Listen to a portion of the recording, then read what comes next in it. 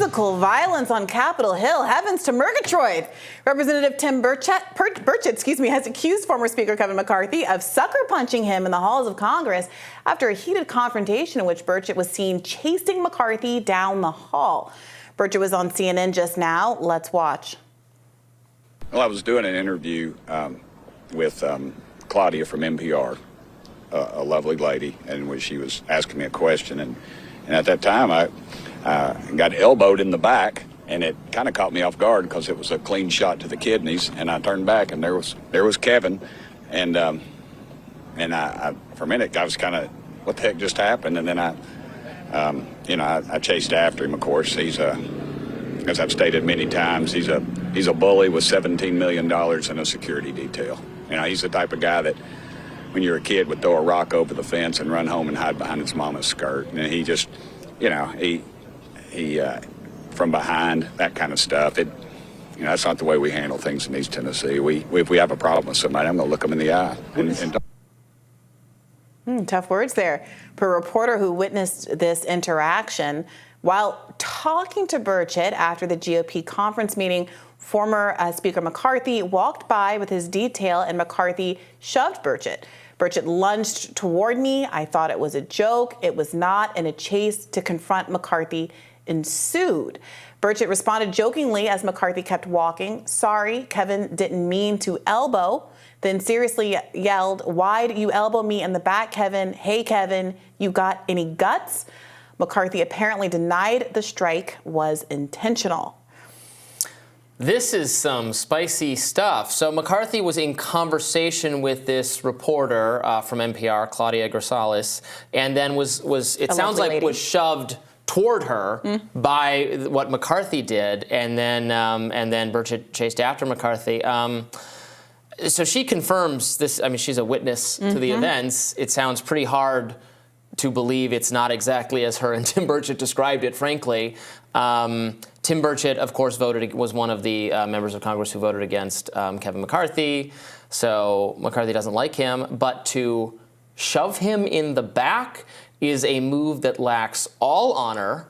And as Tim Burchett said, that is not how responsible adults settle their differences. And this was shameful and embarrassing on Kevin McCarthy's A blow part. to the kidneys, especially given how imperiled your kidneys become when you become the age of your average senator, is really no laughing matter. I thought there might be some far-reaching implications of the famous slap between Chris Rock and Will Smith. I thought that might be evidence of the degradation of society, but I never thought it would get as far as the halls of Congress. They should probably have to settle this with a duel or something.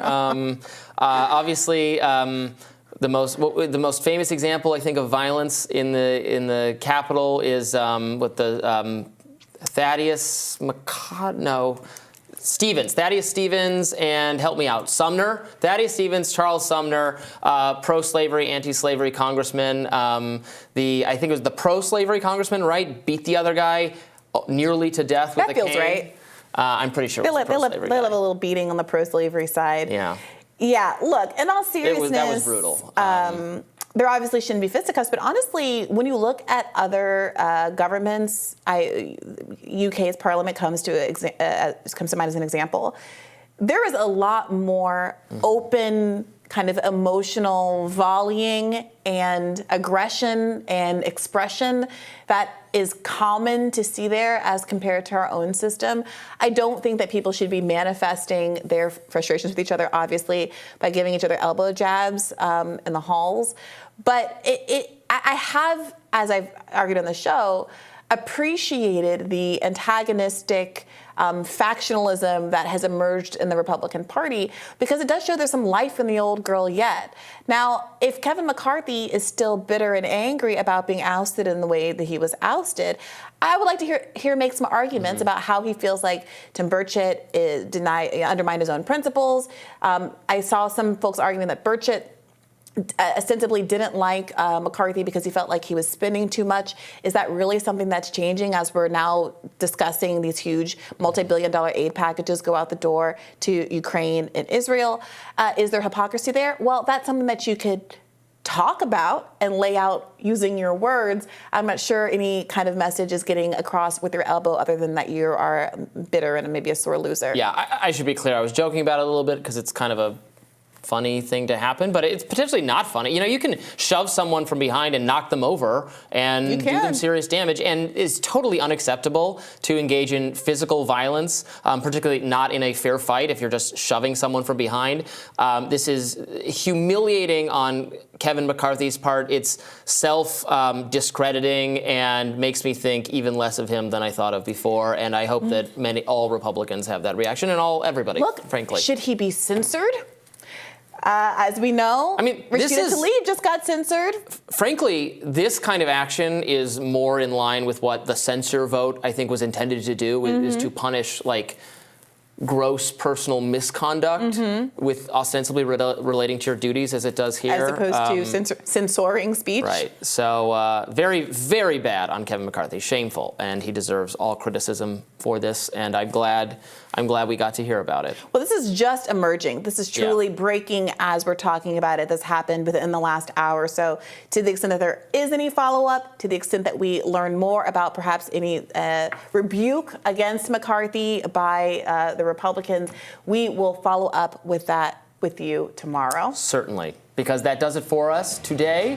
Actually, we have some exciting news. Jill Stein will be on with us tomorrow to discuss her candidacy, her attempts to be the Green Party candidate for president.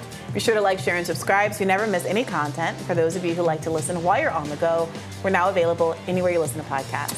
See you tomorrow. Take care.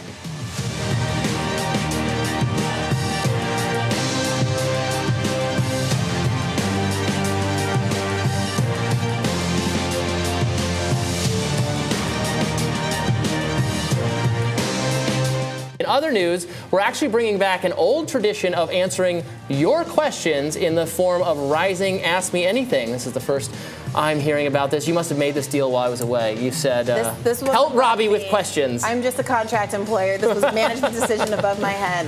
No, we will look forward to answering your questions. Probably most of them will be about Dungeons & Dragons, I assume. We'll be doing that on YouTube Sunday mornings at 11 a.m.